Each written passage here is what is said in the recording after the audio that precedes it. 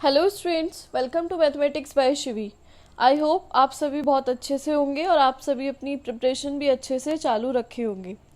देखिए, हम लोग केवीएस पीजीटी सिलेबस के बारे में ऑलरेडी अपनी पिछली वीडियो में डिस्कस कर चुके हैं। जो भी हमारे सब्जेक्ट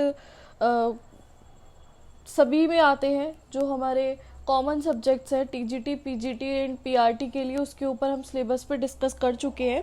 इस वीडियो में हम डिस्कस करेंगे पीजीटी मैथमेटिक्स, मीन्स जिन भी स्टूडेंट्स का पार्ट सेकेंड में सब्जेक्ट ऑप्शनल मैथमेटिक्स है, उनका सिलेबस क्या रहेगा और कैसे कैसे तैयारी की जाएगी, वो सब अभी हम इस वीडियो में डिस्कस करेंगे। तो सबसे पहले एक बार फिर से मैं आप लोगों को पीजीटी मैथमेटिक्स के लिए एग्ज़ाम पैटर्न बता देना चाहती हूँ, और एग्ज़ाम पैटर्न के बाद हम इसके पूरे सिलेबस के बारे में डिस्कस करेंगे और फिर हम अपनी क्लासेस स्टार्ट कर देंगे टॉपिक वाइज। तो चलिए स्टार्ट करते हैं। देखिए, यहाँ पे मैं आपको पहले भी बता चुकी हूँ कि ये जो आपका एग्ज़ाम होता है, ये पार्ट 1 और पार्ट सेकेंड दो पार्ट में होता है। पार्ट 1 में जनरल इंग्लिश और जनरल हिंदी का एग्ज़ाम होता है, जो कि नंबर ऑफ क्वेश्चंस 10-10 होते हैं और 10-10 मार्क्स का ही ये क्राइटेरिया रखते हैं। पार्ट सेकेंड आपके पाँच सब्जेक्ट होते हैं। पहला GK and current affair, second reasoning ability, computer literacy and pedagogy. मैं आप लोग सभी स्टूडेंट्स को अपनी प्रीवियस वीडियो में general English, Hindi, GK and current affair, reasoning ability, computer literacy and pedagogy, इन सभी का सिलेबस दे चुकी हूँ।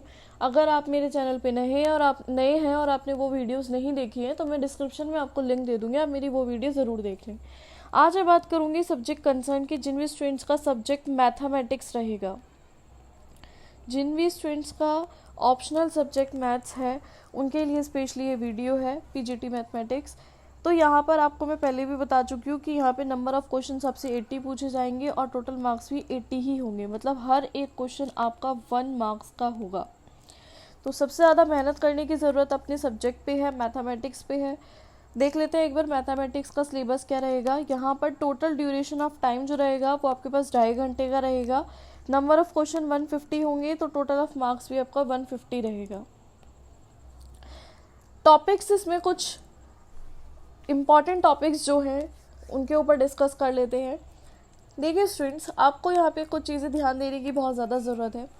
पीजीटी मैथमेटिक्स का जो एग्ज़ाम पेपर आपका आता है, उसमें मोस्ट ऑफ द जो क्वेश्चंस आपके रहेंगे वो बेसिकली वही रहेंगे जो हमने 9th, 10th, 11th, 12th में, ग्रेजुएशन में, और बहुत कम माइनर पार्ट ऐसा रहता है जो हमने पोस्ट ग्रेजुएशन में टॉपिक्स पढ़े हैं। बेसिकली जो हमारे टॉपिक्स आते हैं वो 9th, 10th, 11th, 12th and graduation से ही पूछे जाते हैं।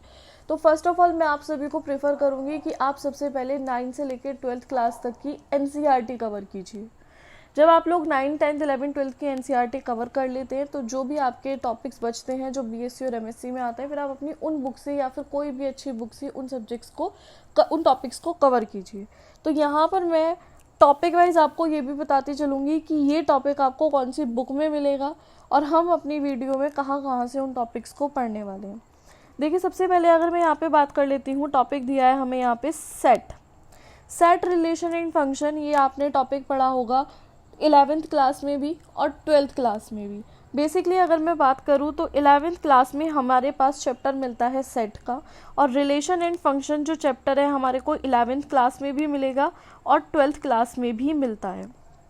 ठीक है, तो हम अपनी वीडियोस में सबसे पहले क्लास 11th की जो एनसीईआरटी है उसको कंप्लीट करेंगे, सेट चैप्टर को फिनिश करेंगे वहाँ से।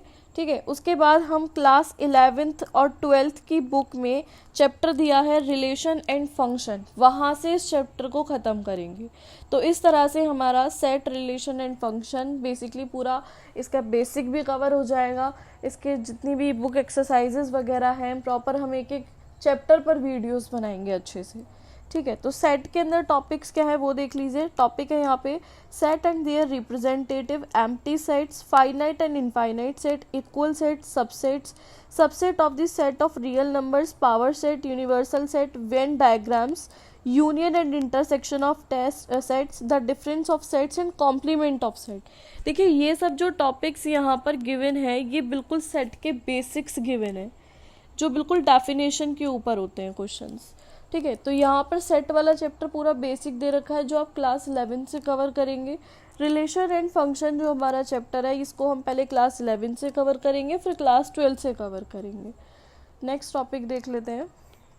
नेक्स्ट टॉपिक है आपका प्रिंसिपल ऑफ मैथमेटिकल इंडक्शन। तो प्रिंसिपल ऑफ मैथमेटिकल इंडक्शन ये चैप्टर भी आपने क्लास 11th में पढ़ा है। क्लास 11th के अंदर ये चैप्टर आता है, वहाँ पर हम इसके process of proof of induction देखते हैं और प्रिंसिपल ऑफ मैथमेटिकल इंडक्शन देखते हैं। तो हम इस चैप्टर को वहाँ से कवर करेंगे।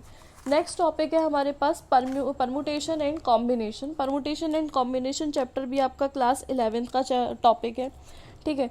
इसमें जितने भी इसके डेरिवेटिव होंगे, कॉम्बिनेशन के फॉर्मूला होंगे, सिंपल एप्लीकेशंस होंगे, ठीक है, वो सब हम अपना क्लास 11th की एनसीईआरटी से कवर करेंगे। नेक्स्ट टॉपिक है कॉम्प्लेक्स नंबर। कॉम्प्लेक्स नंबर जो चैप्टर है ये भी क्लास 11th में आता है आपका। इसमें अलजेब्रिक प्रॉपर्टीज आएंगी, आर्गेंट प्लेन आएगा, polar representation of complex number होगा, फंडामेंटल थ्योरम होंगी, सॉल्यूशन ऑफ क्वाड्रेटिक इक्वेशन होंगी कॉम्प्लेक्स नंबर सिस्टम पे, ठीक है। तो ये सारी चीज़ें हम क्लास 11th की बुक से पढ़ेंगे। लीनियर इनइक्वलिटीज़ की बात कर लेते हैं, तो ये टॉपिक भी आपका क्लास 11th का है। देखिए आप अभी तक नोटिस करिए कि ज़्यादातर जितने भी टॉपिक्स आ रहे हैं वो सभी क्लास 11th के आ रहे हैं। तो क्लास 11th की एनसीईआरटी हमारे लिए बहुत ज़्यादा इम्पॉर्टेंट है। पहले हम एनसीईआरटी पढ़ेंगे, फिर हम कुछ अच्छे राइटर्स के अच्छी बुक्स के ऊपर डिस्कस करेंगे।